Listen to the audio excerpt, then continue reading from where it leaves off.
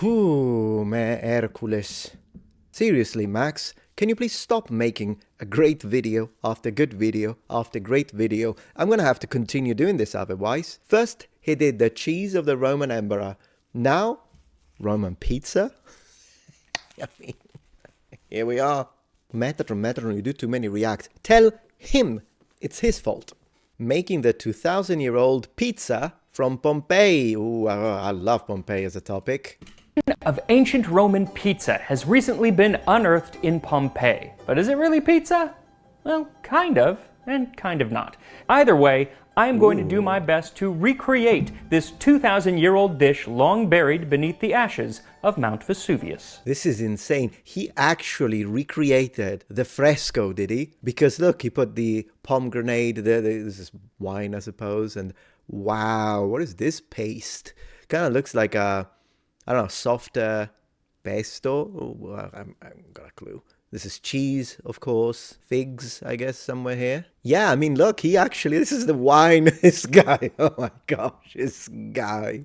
I mean, I don't know if that's the same source, but who cares? It's also been 2,000 years, I mean, and a volcanic eruption. Create this 2,000-year-old dish long buried beneath the ashes of Mount Vesuvius. Ashes of creation. So thank you to Babbel for sponsoring this video as we prepare Pompeian pizza. This time on Tasting History.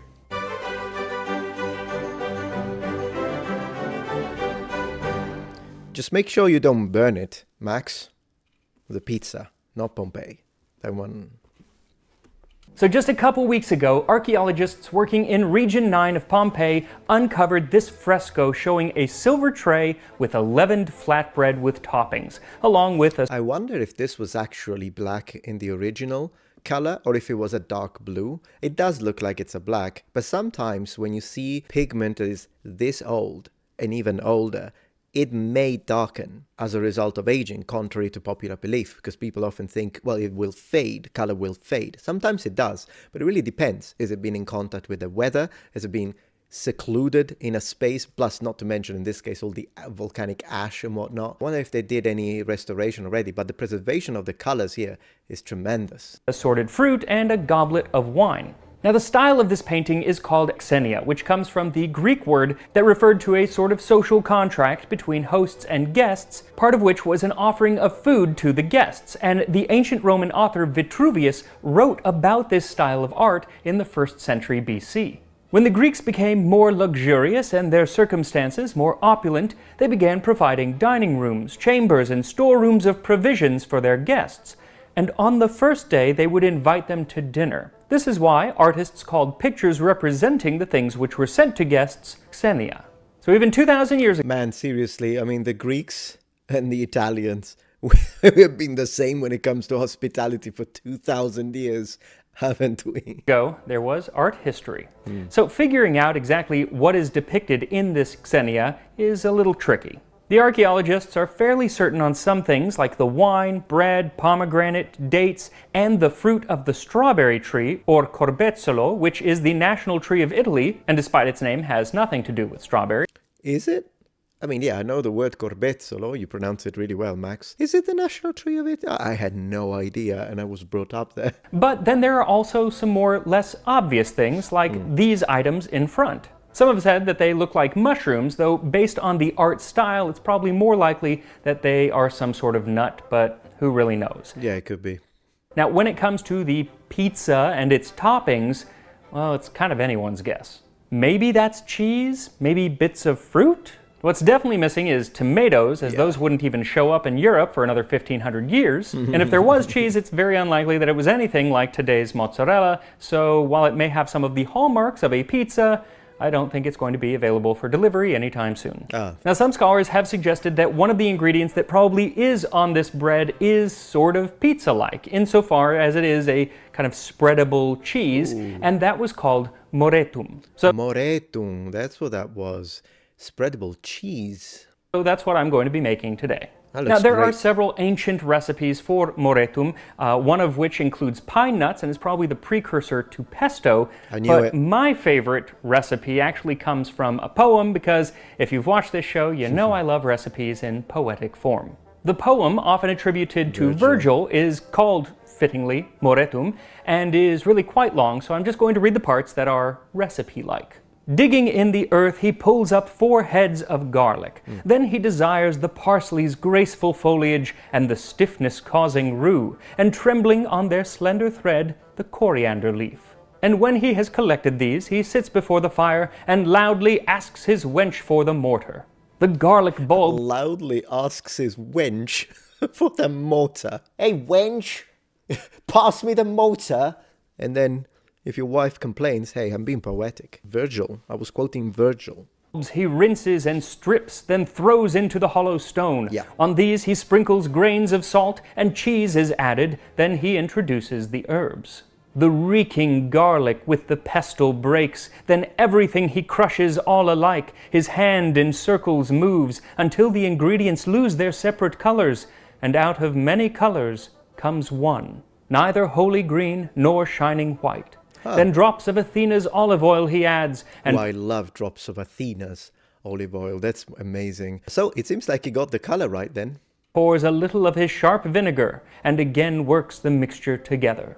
Like I said, there's a lot more to it, sometimes with erotic undertones, but that is the recipe portion of the poem. Now, something interesting is that the motto on the United States Great Seal, E pluribus unum, from many one, comes from this poem. Of E pluribus. Well, the more you know. course, instead of referring to 13 colonies becoming one country, here it refers to the different colors of ingredients being combined to make a new color. So a little different. And it's always interesting how language can do that, Yeah. really be used in very different ways. Same language, very different meaning. Yeah, just like when I use the word, you muppet. German has a lot of these words and phrases, like Kummerspeck, which literally means grief bacon, but refers to the excess weight that you put on from emotional eating. And I'm learning different idioms like that with a little help from today's sponsor, Babbel. Babbel is one of the top... Literally everyone is better than me at smooth transitions into sponsors. Now, I wonder what the German word for moretum is, but regardless, this is how you make it. I wouldn't even know what the Italian word for moretum would be. Need 2 small heads of garlic, and I know he says 4, but I'm guessing he's making a massive amount of this because 2 is going to be very garlicky. Oh yeah, maybe a bit A too large much. handful of parsley, a large handful of cilantro or coriander leaf, a small handful of rue, if you can find it. It's not something you're going to just be able to pick up at the store. I'm growing it in my garden, so I do have some fresh course rue. he You is. can get the dried kind online. I'll put a link to that in the description. Legend. Though, if you or anyone going to be having this is with child, do not eat the rue. It is not good.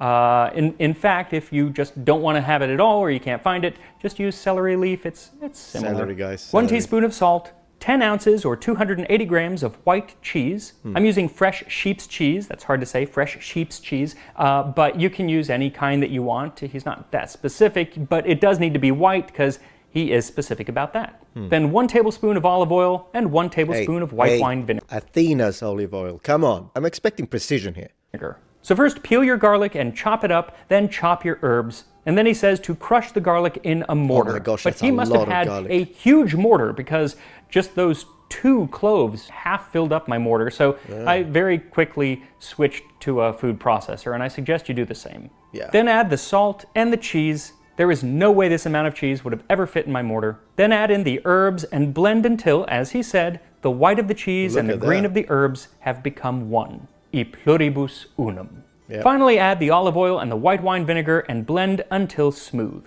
Then set that aside as we make our bread. Now, exactly what this bread is very hard to tell, but it does seem that there is a depiction of it without toppings in another fresco from Pompeii. I wonder if they're using it as a plate, Because people in the Middle Ages did do that. They would use bread as a plate, and then if you want, you can eat it, but you don't have to. So I wonder if it's actually part of the meal, which is possible, or if it's actually something that you would use as the meal is the stuff you put on top. And it looks as if there's maybe some sort of trench running around just inside the edge of the bread, possibly to keep the food from falling off like a pizza crust. Exactly. Those breads were sometimes called mense, or singular mensa, and would be similar to the trenchers of the Middle Ages. They were just there to kind of hold your food like a plate. In fact, it means table. Mensa meant table. And these still means that in Italian, sort of. If you're Spanish speaking, does that mean table?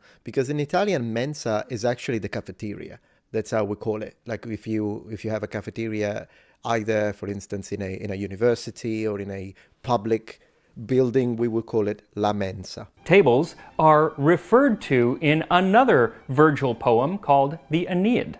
In it, the hero Aeneas is given a prophecy that he will establish a new city, but not before a deadly famine has come upon you. And the guilt of our blood drives you to gnaw round the edges of your tables, to put them between your teeth and eat them. Well, flash forward, and he and his men are now in Italy, and they're eating a rather meager meal of some fruit piled atop bread, and then they start eating the bread, and Aeneas realizes, look! We are eating even our tables. This is our home. So in a way, Italy was founded through the eating of pizza. Now, to make this version of ancient Roman pizza, what you'll need is 1 cup or 250 grams of active dough starter. Mine is from whole wheat, but you can use a regular batch of sourdough starter. Either will work. 2 cups or 475 milliliters of warm water. 4 cups or 500 grams of whole wheat flour. 3 tablespoons of olive oil. Athena's olive oil. 1 tablespoon of salt, and 2 tablespoons of honey. Honey. Start by whisking the salt into the flour and then add your starter and the water. Combine these until somewhat incorporated. Okay, that's fantastic. I don't want to watch the whole thing. So if you want to watch the process, do click his video. I'll put a link in the description, of course, and the pinned comment. Oh, he's showing, yeah, this is good. This is Pompeii. Okay, let me see what he's going to talk about now. Up with ash and pumice, but he died soon after on the beaches from noxious gases coming down from the mountain. But little did he know that that ash that was burying his friend's villa along with the cities of Pompeii and Herculaneum, well, that ash would also preserve those places better than perhaps. So this is basically the ancient Roman version of a fast food, if you will. So the food will be placed inside these containers. They're like pretty much like amphorae, and then they will be closed, right? Because you could have soup with meat or cereals and that kind of stuff, and then puls, for example. And then someone would come in and they would pay, order whatever they want, grab it, and probably eating it standing. This would be very common in the big cities, such as Roma itself. I imagine you could also get a little bread to accompany your quick meal. And they would make a profit doing this, and probably would have been very busy with a lot of people in here, possibly even soldiers, because remember, Roman legionaries in the city would have a little bit of a police function as well. So you could have a couple of legionaries in armor coming in, eating the food, maybe talking here. You could hear a little bit of Latin being spoken loudly here, not so loudly there. It would have been amazing. Any from the ancient Roman world. Cold comfort to him, but a boon for us 2,000 years later who can learn so much about ancient Roman life from those sites. From the city's gladiators to its brothels to, of course, its food. And speaking of brothels and food, hic habitat felicitas. Here dwells happiness, sometimes translated as here dwells good fortune. And those words are inscribed along with, of all things, a phallus, and then hung above not a brothel, but a bakery. Because happiness indeed, bread is good fortune. Bakeries, or pistrina, are all over the archaeological sites at Pompeii and Herculaneum. Sounds just like modern Italy, bakeries everywhere. About 35 having been found so far. One of the most famous is the bakery of Modestus, which, when excavated in 1862, included 81 loaves of abandoned bread, the baker having fled the city with... That looks exactly like the bread we see in iconography, exactly, with these kind of predetermined slices, which probably, I imagine this is something you would sell to the public, or even for household use. Man, it looks exactly like it. Is baking still in progress? These loaves were the panis quadratus, perhaps the most famous bread of ancient Rome, which is depicted on several frescoes from Pompeii and is made of 8 sections formed by 4 lines. hence the quadratus. And I did an entire video on this bread way back when I first started the channel. I think it was just a few months in, so I'll put that, and you'll have to forgive the fact that I'm pretty sure I have no facial hair in that video. Now, another famous bakery is that of Pompeiius Priscus. Yeah, that happened to me too. I absolutely understand. And it's because his mill room, where he has his giant millstones, is so well preserved. He had 4 large millstones made of basalt lava, and these were usually turned by donkeys. Wow. There's actually an ancient Roman poem called The Golden Ass by Lucius Apuleius Africanus that describes... Oh my gosh, the title. Oh, that title, The Golden Ass. I'm sure... What... describes this process. The poem is about a man who happens to get turned into a donkey, and then it's his first-person narrative of life as a human turned into a donkey. And at one point, he gets sold to a miller and walks into one of these rooms with the millstones. There, numerous beasts endlessly turned millstones of different sizes, not only by day, but all night long. The ceaseless turning of the wheels perpetually made flour. I was harnessed to the largest wheel, my head covered with a sack, and I was given a shove along the curving track. There are occasions where it was people doing this back-breaking work, though usually the stones would be quite a bit smaller. Either slaves or the impoverished people who would just do anything for any kind of work. Even one of Rome's most famous playwrights, Plautus, was reduced to doing this work after he lost all of his money in a shipping accident. He would take a hand mill, a quern, and go door to door asking people if they had any grain to be milled. But regardless, once your grain was milled, you could make it into dough. And at the bakery of Pompeiius Priscus, this was done in the next room over, where he had massive mechanical paddles that would do the kneading. In fact, at his and other large bakeries, there was almost nothing done by hand except for the shaping of the loaves and putting the stamp on them. I can imagine how advanced this is, and we're talking about Pompeii. Now, don't get me wrong, Pompeii was a very advanced, a very successful city when it comes to commerce and trade, also due to the harbor, that it's still relatively preserved, so we can observe it, because they used very much also the riverside. With that being said, imagine the sort of millers and bakeries that you would have had in cities such as Capua, Roma, the capital itself, maybe even in the upper class quarters. Goodness gracious.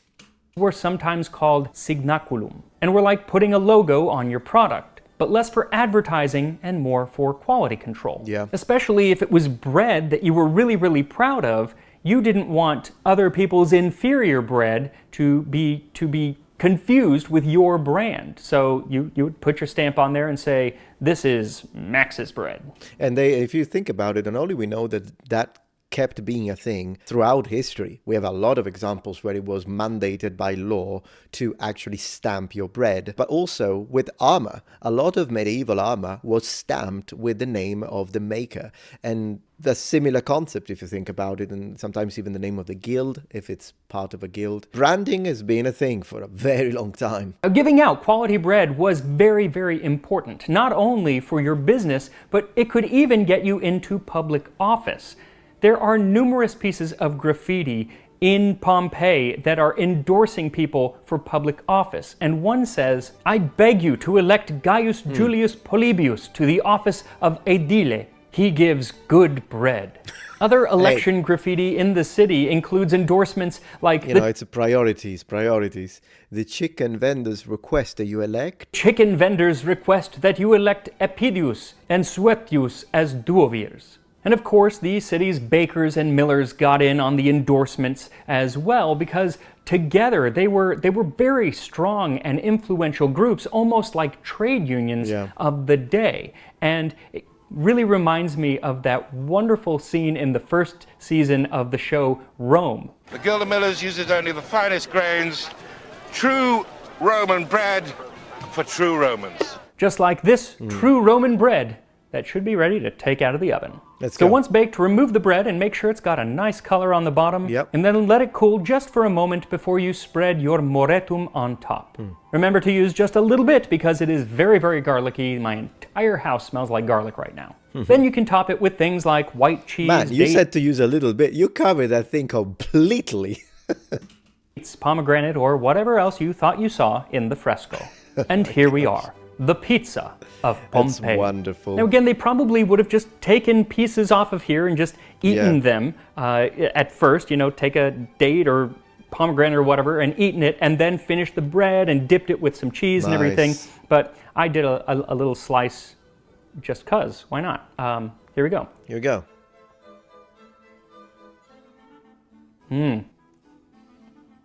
So garlicky. Like, yeah. to the point of spiciness when you have so much garlic, but it's actually delicious, but it is garlicky. I actually want to just try the bread because it does kind of overwhelm. I put too much garlic on there. Yeah, that's the American you. When you're like, put a little bit and then it's good. Or not too much garlic, too much of the moretum. Yep. That bread is so flavorful. True Roman bread for true Romans, indeed, sweet? or for true Maxes. But I also think that, like, if you have it with other things, I'm trying to, you can't see this, I'm trying to grab a, I've got some cheese on there, the moretum, and some pomegranate. Yeah. That sweetness cuts through. That's the way to do it. That's the way to do it. Now, one thing that you'll notice I is love Max Miller. He's great. not on this is that ancient Roman condiment, garum. Oh, no. But I am finally making the long version of garum. It is currently in my backyard. It doesn't smell as bad as I would have thought. It's slowly... Okay, so after we saw all of that bread, I'm hungry, so I'm not going to let this ruin it, but apparently he's going to make another video. It's a remake of his garum video, so keep an eye on the channel, give him a like, subscribe. This was fantastic, by the way. Oh, look, he's doing the crust here with a little bit of olive oil to keep it separated, I guess. Very nice videos, as always. Max Miller always delivers. Thank you so much for making this, Max. Really appreciate it. Looking forward to your next Roman recipe. And thank you so much, Noble Ones, for watching. I hope you enjoyed. See you tomorrow.